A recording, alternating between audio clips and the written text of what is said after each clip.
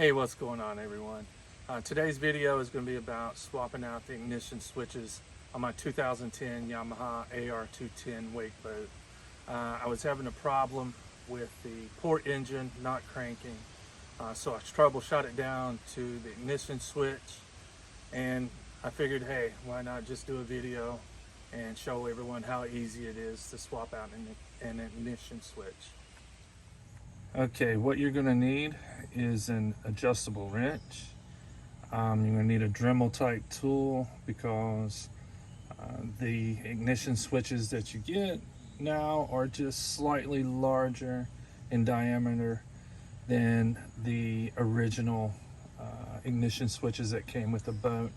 So I'm going to have to kind of bore that hole out a little more just to get the new switches to fit in. And then besides that, all you're going to need is the ignition switches themselves, and these are only sold in pairs as far as I can tell, and it's because, you know, they're keyed, so you want them both keyed the same. Okay, removing the old ignition switch is really easy. The only thing you got to do is loosen the nut here.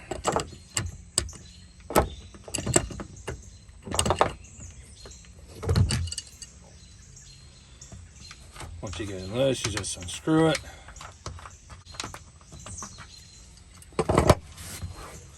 And then push it out. And then reach behind your instrument panel.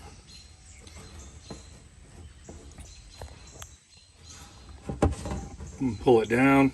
There you can see it attached to the wiring harness. And then to remove, all you got to do is press in that. Disconnect. It's as simple as that. Installation is get the new switch, install it to the wiring harness. You're going to have to bore out the hole and just put it back through. All right, just kind of give you an idea of what I was talking about with having to bore out this hole a little more. As you can see, here's the new switch, and as you can tell, it's not going to go in. It's just slightly bigger.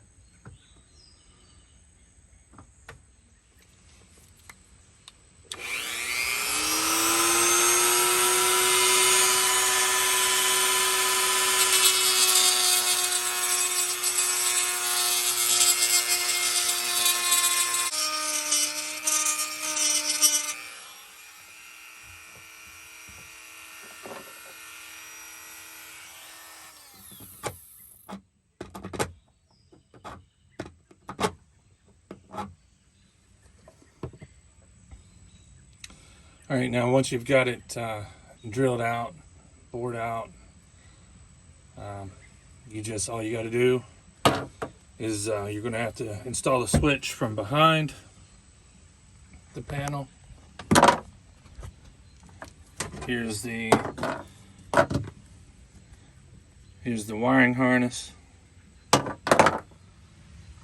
Okay, to install the new switch, all you're going to have to do is connect it to the wiring harness here. And you're going to have to install it from behind your instrument panel. It's really easy to do, but I don't think I'm going to be able to get it on video because I'm going to have to use both my hands. Basically, you just insert it through the hole you just bored out. Okay, once you've got it in the hole, all you have to do now is install the nut.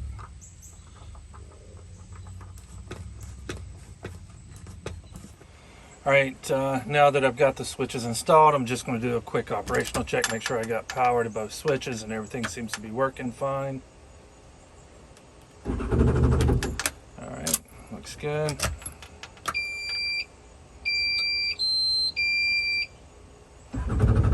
All right, got power to both switches. Switches are working.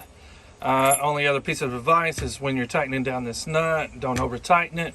If you do, you could hinder the operation of the key assembly, and it could stick. Other than that, as you can tell, it's a really simple process. Takes about 10 minutes max to change out both switches. All right, if you liked the video, do me a favor, give me a thumbs up and subscribe to my channel. Later.